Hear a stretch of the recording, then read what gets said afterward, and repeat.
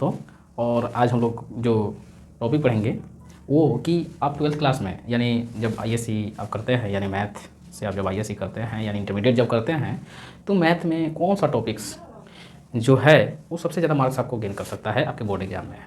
Basically जो topic हम लिखे हुए हैं, बहुत सारे स्टूडेंटों का क्वेश्चंस होता है कि कौन से टॉपिक्स को हम ज़्यादा कवर करें, है ना।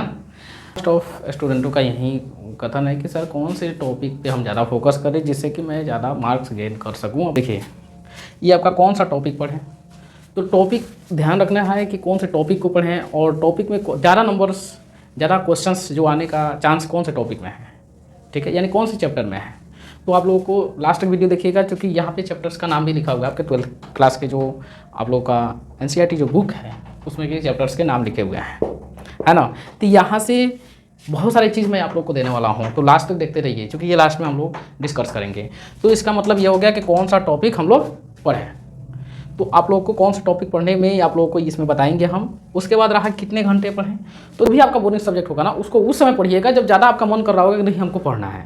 ये नहीं कि ये चलो जिसको मन कर रहा होगा वो पहले पढ़ लीजिए, उसके बाद जब मन नहीं कर रहा होगा तो बोरिंग सब्जेक्ट पढ़ाइए, तो और नहीं मन करेगा, वो आइए नहीं करेगा आपके दिमाग में। उसके बाद कितने घंटे पढ़ना है, तो मिनिमम आप लोगों को बता दूँ मैं, कम से कम 6 से 7 घंटा ये डेली आप लोग दीजिए, ठीक है। अब देखिए ये नेक्स्ट आप लोग का क्वेश्चन था एक बच्चा का कि समझ में नहीं आ रहा है तो क्या करें। मान लेते हैं कि क्वेश्चंस सर कोई पढ़ा रहे हैं या किसी चैनल से आप देख रहे हैं या अपने ऑफलाइन कोचिंग जहां आप ज्वाइन किए हुए हैं वहां पे सर पढ़ा रहे हैं, लेकिन आपको समझ में नहीं आ रहा है। तो समझ में नहीं आ रहा है उसको या तो उसी समय सर से आप कॉन्टैक्ट करें, यानी आफ्टर द क्लास या इन द क्लास में ही आप स्टैंड अप होइए और उसके बाद बोलिए कि सर आई हैव डाउट या आई हैव प्रॉब्लम्स। उसके बाद में प्रॉब्लम्स को आप बताइए कि मैं यहाँ से दिक्कत हो रहा है। उस समय क्या होता है ना, बहुत सारे बच्चे हो जाते हैं डिमोटिवेटेड कि यार मैं खड़ा हूँगा तो हो सकता है कि बगल वाले हंसेंगे या कोई लड़की उड़की होगी तो वह मुझको देखकर हंसेगी। तो ऐसा चीज़ नहीं होता है बाबू। अगर आप फेल हो जाएंगे ना तो आप पे तो पूरा दुनिया हंसेगा, है ना। क्वेश्चन पूछिएगा तो वही ना हंसेंगे, आपके जो आसपास के हैं आपके फ्रेंड हैं, है ना, वो गर्ल हो या बॉय हो वही ना हंसेंगे। तो कोई दिक्कत वैसा नहीं है। आपको इसमें करना क्या है कि मान लेते हैं कि क्लास में समझ में आ जाता है या नहीं समझ में आता है, तो आप अपने घर पे आइए, उसको उसी चीज़ को जो क्वेश्चन आप लोगों को बताया गया उसी को प्रैक्टिस कीजिए। यानी क्वेश्चन को उठाइए, उसके बाद उसको एक्सप्लेनेशन को देखिए कि एक्सप्लेन सर क्या कैसे किए हैं, उसके बाद उस एक्सप्लेन को बिना देखे हुए अपने कॉपी पर उतारिए, यानी अपने खुद से बनाइए, और उसके बाद में एनालाइज कीजिए कि गलती मैं कहाँ किया हूँ। तो अब उसके बाद में होता रहेगा। कम से कम ये मैथ के हर क्वेश्चन को जो आपको थोड़ा भारी दिख रहा होगा या भारी लग रहा होगा बनाते समय, उसको आप दीजिए, है ना। चलिए उसके बाद में बोला है नेक्स्ट जो आपका ये हो गया, ये हो गया, ठीक है। कहाँ से सबसे ज़्यादा क्वेश्चन आता है, देखिए आपका कहीं ना कहीं फर्स्ट वाला जो टॉपिक से ये भी मिला हुआ है, कहाँ से सबसे ज़्यादा क्वेश्चन आ रहे हैं। बाबू मेरा ही यही सवाल है जो आप लोग का उत्तर मिलेगा लास्ट में, और बहुत अच्छा मिलेगा, तो बने रहिए। चलिए इसको तो ले चलते हैं यहाँ पे, ठीक है। एनसीईआरटी या साइड बुक कौन सा अच्छा रहेगा। देखिए आप लोगों को मैं बता दूँ कि जो बच्चे हमारे फर्स्ट ईयर में आ रहे हैं यार, उनसे तो मेरा विनती है, हाथ जोड़ के भी विनती मैं कर रहा हूँ आप लोगों से कि आप लोग बहुत अच्छा, आप अपने लाइफ को कहीं ना कहीं सेट करने के लिए आप उसका एक निर्णय लिए हैं। तो आप फर्स्ट ईयर को, ऐसा नहीं है कि फर्स्ट ईयर से क्वेश्चंस सेकेंड ईयर में नहीं आता है लेकिन ज़्यादा नहीं आता है, लेकिन रहा हुआ देखिए जो आप लोग सेकेंड ईयर निकलने के बाद में जो प्रॉब्लम फेसेस करेंगे वो फर्स्ट ईयर का ही होगा बाबू। यानी IIT JEE एक क्रैक करना एक मेन हर स्टूडेंट का होता है कि मैं IIT JEE को क्रैक करूं, मेन हो या एडवांस हो, है ना। आगे मेन क्रैक कीजिएगा तभी ना एडवांस कीजिएगा। तो वहाँ पे आप लोगों को क्या करना है कि फर्स्ट ईयर से सबसे ज़्यादा क्वेश्चन आता है, सबसे ज़्यादा, है ना। तो फर्स्ट ईयर को बेटर तरीके से पढ़िए, क्योंकि आप लोगों को जैसे ही आप मेन का एग्जाम देने जाएंगे JEE का, तो वहाँ पर आपको दिक्कत नहीं, है ना। तो देखिए वहाँ पर क्या करना है कि जो एनसीईआरटी बुक तो है ही, साइड बुक को बनाना है फर्स्ट ईयर में, और एनसीईआरटी को डायरेक्ट उसके साथ ही साथ सॉल्व करना है। और एग्जाम्पलर जो होता है, एग्जाम्पलर जो नहीं है वो उदाहरण में जो सवाल देता है उसको भी आपको सॉल्व करना है, और हर एक उसके डेरिवेशंस जो होते हैं उसको देखना है, ठीक है ना। और साइड बुक में कौन सा, RS अग्रवाल या RD शर्मा। अगर आप JEE मेन की तैयारी सोच रहे हैं तो RD Sharma is the best book, okay.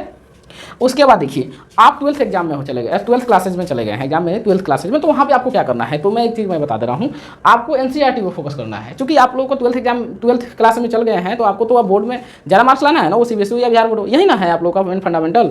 तो वही चीज़ है, आपको सबसे ज़्यादा एनसीईआरटी पर फोकस करना है। और एनसीईआरटी फोकस के साथ साथ मान लेते हैं कि पहला चैप्टर आप बनाए, उसके बाद में ये साइड बुक में से उसी सवाल को, यानी उसी टॉपिक को, उसी चैप्टर्स को आप यहाँ से भी रिवाइज कर लिए, कोई दिक्कत नहीं होने वाला है। उसके बाद कब से प्रैक्टिस शुरू करें, तो आपको प्रैक्टिस प्रैक्टिस, अब यहाँ पे देखिए प्रैक्टिस क्या होता है कि प्रैक्टिस कब से शुरू का, ऑब्जेक्टिव प्लस ऑब्जेक्टिव। देखिए भैया ऑब्जेक्टिव और सब्जेक्टिव कब चालू कीजिएगा, अभी से चालू कर दीजिए। कोई वैसा नहीं है कि ऑब्जेक्टिव और सब्जेक्टिव कब चालू, उसका कोई टाइम नहीं होता है, ठीक है ना। आपको यही है एंड ऑफ द ईयर्स, यानी दिसंबर में सब कोई प्रेशर में आता है, जनवरी में होता है प्लस में फरवरी, ये 2 फरवरी में तो एग्जाम हो ही जाता है, ठीक है। तो ये दिसंबर में आगे प्रेशर में, जनवरी तक अपना तैयारी करते हैं, जैसे भी हो अपने आप को तो कोसते हैं, अपने बाप माता को कोसते हैं, जब जो मास्टर आप लोग पढ़ा रहे हैं उनको कोसते हैं कि ये नहीं पढ़ाए वो नहीं पढ़ाए, तो भैया ये गलती नहीं करना है, ठीक है। जो बच्चा पढ़ाए ना वो कभी अपने गुरु को गाली नहीं देगा, अपने गुरु को कुछ नहीं बोलेगा, ठीक है। देखिए प्रैक्टिस कब से शुरू करें, तो प्रैक्टिस शुरू करने का मतलब इसी समय से, और कैसे करें तो यहाँ समझ लेते हैं कि प्रैक्टिस करने का, जैसे आप लोगों को मान लेते हैं कि यहाँ इन्वर्स पढ़ाया गया, इन्वर्स पढ़ाया गया, साइन इन्वर्स कोस इन्वर्स, उसके बाद में यहाँ से एनसीईआरटी के क्वेश्चंस आपको तो सॉल्व करना ही है। इसके बाद में आपको साइड बुक जो है, कोई ना कोई एक साइड बुक ले लीजिएगा, उससे सॉल्व कीजिएगा। नहीं साइड बुक होगा तो प्रैक्टिस जो ये प्रीवियस ईयर है उसको सबसे ज़्यादा सॉल्व कीजिए, ठीक है ना। अब देखिए उसमें क्या आता है, आप ऑब्जेक्टिव का बुक उठाइए, ऑब्जेक्टिव का गेस पेपर आता है, ठीक है ना, उसको उठाइए, और इन्वर्स से जितने क्वेश्चंस हैं, टारगेट का हो, आलोक का हो, या बहुत सारे पब्लिकेशंस का आता है, इन्वर्स उठाइए और इन्वर्स का जितना क्वेश्चन है उसको पूरा सॉल्व कीजिए, है ना। और उसके बाद में देखिए यहाँ पे मैंने बोला था कि कौन सा टॉपिक ज़्यादा पढ़ें या कहाँ से ज़्यादा क्वेश्चन आता है, इन दोनों का एक ही बात होगा। देखिए रहा बात कि आप लोग पता है कि जो मेरा 12th का जो मैथ है एनसीईआरटी का, तो उसमें आप लोगों को 13 चैप्टर्स दिए हुए हैं ना 12th क्लासेज में, कोई दिक्कत नहीं है, कोई बात नहीं है, बहुत भारी है, हेवी है वो चैप्टर्स, ऐसा नहीं है, ठीक है ना। तो यहाँ पर मैं बता दूँ कि ये जो आपका कैलकुलस है ना, ये सीधे आप लोगों का 45% ये मार्क्स गेन यहीं से करता है, 45%, ठीक है। यानी 40 से 45% ये ही क्वेश्चन, यहीं से क्वेश्चन आते हैं, सबसे ज़्यादा यही क्वेश्चन आता है। Heart of the ISC math, यानी heart of the math of ISC, यानी क्लास 12th के मैथ के जो हार्ट है ये कैलकुलस है ना, सबसे ज़्यादा क्वेश्चन इसी से आते हैं। उसके बाद देखिए, तो जब इससे आते हैं तो आपको करना क्या है, सबसे ज़्यादा किसको फोकस करना है, आपको करना है कैलकुलस में। और कैलकुलस में कौन कौन चैप्टर्स को करना है नोट कीजिए, जल्दी मैं बता रहा हूँ। और ये मेरा लगभग 3-4 साल का जो है ना एक्सपीरियंस है, जो मैं वो आपसे शेयर कर रहा हूँ, ठीक है। मेरा एग्जाम जो हुआ था 2015 में मेरा एग्जाम हुआ था, और इसमें मैंने आपको मैथ में बता दूं मैं 89 मेरा मार्क्स था आउट ऑफ 100 बस, ठीक है ना। और टोटल मार्क्स पूछिएगा तो मैं बता दूंगा, कोई दिक्कत नहीं है, मैं आपको कमेंट कर दूंगा और नेक्स्ट वीडियो में, या तो नेक्स्ट वीडियो में बता दूंगा, कोई दिक्कत नहीं है। देखिए यहाँ पे क्या है, कैलकुलस जो है ना ये 40% से 45% का मार्किंग होता है यहाँ पे। अच्छा इसमें कौन कौन से चैप्टर पढ़ना है, चैप्टर का नाम नहीं लिखवाएंगे, सिर्फ चैप्टर्स नंबर्स लिखवा देते हैं कि कौन कौन सा। 5 पढ़ना है, उसके बाद देखिए 5 और 7 इसको इतना ना धो लेना है ना, इतना ना पी जाना है कि बस ये दिमाग में नाचता रहे, इसके क्वेश्चंस और प्लस में इसके सॉल्यूशंस, उसके बाद में क्या, इसका फार्मूला, ठीक है। अब उसके बाद देखिए 8 एंड 9। अब 8 क्या है, ये जो 8 है ना इसमें से ज़्यादा क्वेश्चंस आते नहीं हैं, ठीक है ना। आपके बोर्ड एग्जाम में ज़्यादा ये क्वेश्चन दे देगा या 2 क्वेश्चन दे देगा बस। उसके बाद देखिए ये जो 6 है, यानी 6 इतना अगर आप शेयर कर लेते हैं अपने आप को शेयर करने का मतलब है बुक से अपने आप को उठा कर रख दिए। 9, 6, 7 और 5 सबसे ज़्यादा यहाँ पे 5, 7 और 9, इन 3 को चैप्टर से इतना ना ज़्यादा क्वेश्चन आता है, और यहीं से सबसे ज़्यादा हैवी वाला क्वेश्चन होता है, ठीक है ना। इंटीग्रेशंस और डिफ्रेंशिएशन यही होता है, ये इसको बोलते हैं हम कैलकुलस बोलते हैं। तो इसमें जो भी आप लोगों का कैलकुलस में जो भी फॉर्मूला होगा ना वो आपके दिमाग में नचना चाहिए, ऐसे होना चाहिए आपकी तैयारी, ठीक है।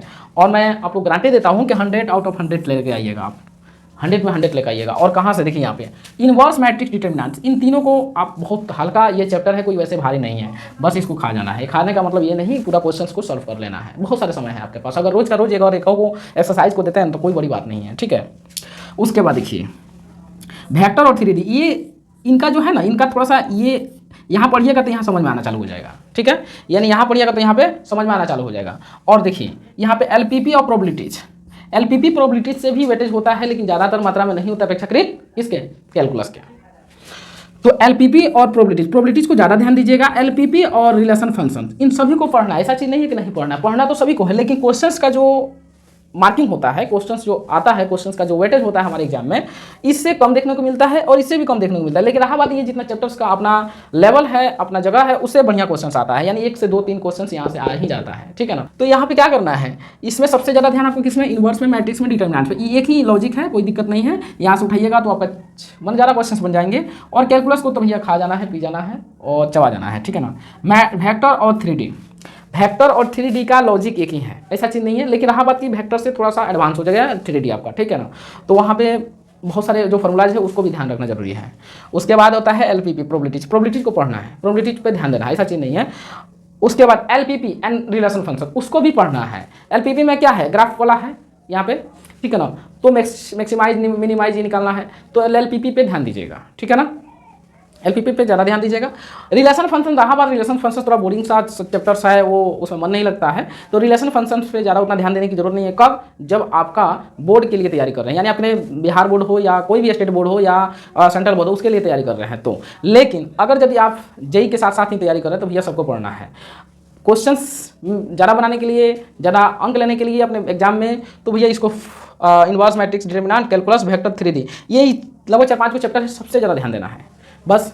और रहा बात कि अगर आप चाहते हैं क्या, अगर आप चाहते हैं कि हमें एक नया गाइडेंस मिले 12th में, और यहाँ पे मैथ्स का सबसे ज़्यादा गाइडेंस मिलेगा, तो इस चैनल को जरूर सब्सक्राइब कीजिए, वीडियोज़ को लाइक कीजिए एंड अपने फ्रेंड्स के पास शेयर कीजिए, ताकि वो भी एक देखें और अपना एक स्ट्रेटजी बना लें।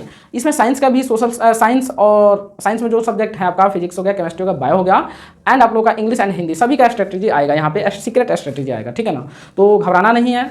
और मैथ की जो क्लासेज होगी वो इसी चैनल पे होगी, ठीक है ना, तो क्लासेज अब ज्वाइन कर लेना है, यानी इस चैनल को सब्सक्राइब कर लेना है, ठीक है। उसके बाद में आपने एक ड्रीम होना चाहिए कि मैं 100 आउट ऑफ 100 लेके आऊँ, किस में लेके आऊँ, तो अपने एग्जाम में, ठीक है।